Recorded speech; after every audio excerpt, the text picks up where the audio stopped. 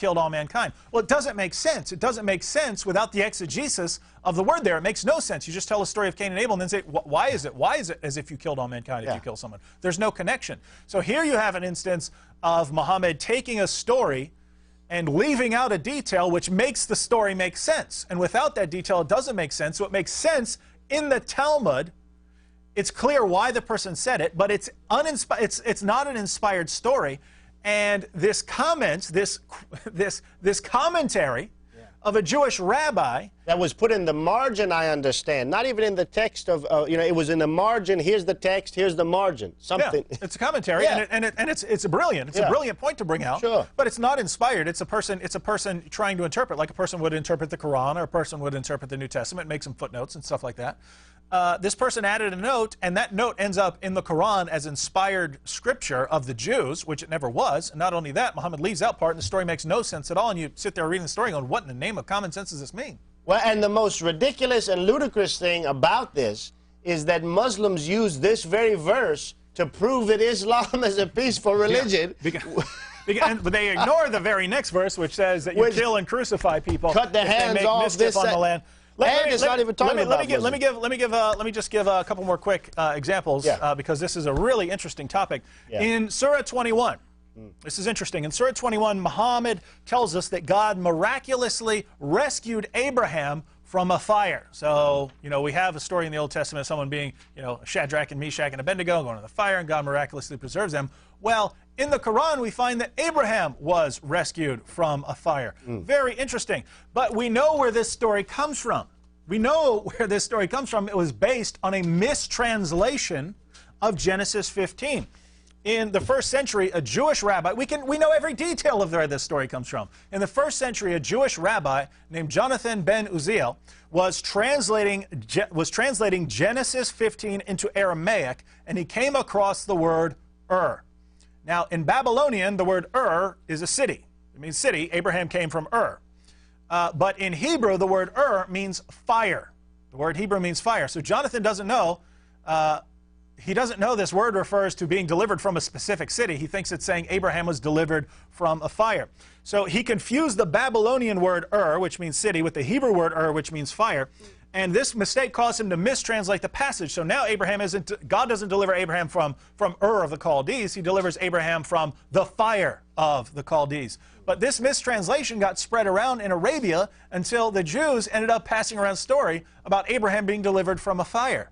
And lo and behold, this is the story that's being passed around in Arabia. This is the version of the story that ends up in the Quran. So what we find in the Quran, we know historically, is not based on anything historically accurate. It's something that never happened. It's something that's based on a mistranslation. What kind of evidence do you need? I mean, you could go on forever like this, giving examples of historically inaccurate statements. The story about Mary giving birth under a palm tree and Jesus speaking shortly after birth. Oh, we know where these sources come from. We know where these stories come from, and they almost always come from historically inaccurate or unreliable sources that were written centuries after the events that no scholar in the world takes seriously. But what we find, and the only explanation that makes sense, is you had New Testament teaching circulating in Arabia, and you had stories circulating from the Old Testament in Arabia, but you also had all kinds of myths circulating, and they're all being spoken by the Christians, and they're all being spoken by the Jews. Muhammad just couldn't tell the difference between what was a bedtime story that the Christians were talking about and what was biblical that Christians were talking about. He just couldn't tell the difference.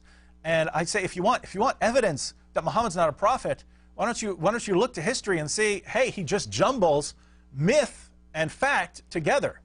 And if he were really a prophet, wouldn't he know the difference? Wouldn't he be able to pick out the true from the false? Of course he would. Just like Joseph Smith, which we might talk about a little bit tomorrow night. Michael, are you still with us?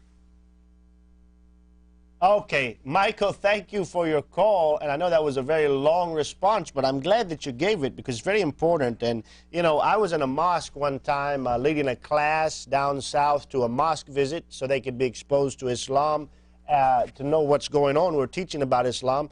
And this is very common. In mosques, when unbelievers, or from the Muslim point of view, anyone but a Muslim comes in, they put forth their Western, propaganda, oh, we're peaceful. And they always show this verse, Surah 5:32. It's absolutely, it's And hilarious. it's not even talking about Muslims. It's talking about Cain and Abel and Banu Israel. Yeah, and we talked about this. This was in an article on CNN. We talked about this on one of our shows. This ended up in CNN as the only evidence that this article by CNN presented that Islam is a religion of peace. And the way it presented it says, the Muslims of the world know that the Quran says that anyone who kills a man, it's as if he killed all mankind. Not what it says at all. It says it was revealed to the Jews that if anyone killed someone except for manslaughter or making mischief in the land, it is as if he killed all mankind. And then it goes on in the next verse, which is talking to Muslims. So this verse is talking to Jews. The next verse is talking to Muslims.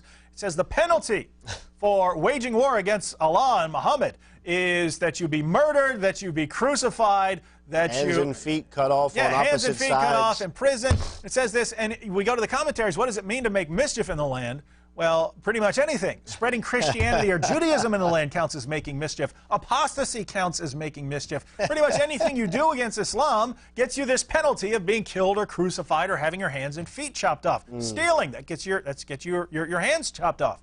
So here you have a verse, which is one of the most violent verses of the Quran. Muslims go to the verse before it, totally misrepresent it, take out all kinds of parts and say, you see here, Islam's a religion of peace. Why? Because they know that 99.99% of the people that they're talking to do not know and will never bother to look it up. They'll just trust what these people are saying because we're here in the West, we're used to people telling us what they really believe. When you ask a Jewish rabbi what he believes, he's going to tell you. If you ask a Christian what he believes, he's going to tell you. When you ask a Muslim what he believes, sometimes he'll tell you, but Muslims are also allowed to deceive you, so you never can tell. It's a very tricky situation. We need to do, I think, another program on taqiyya and deception.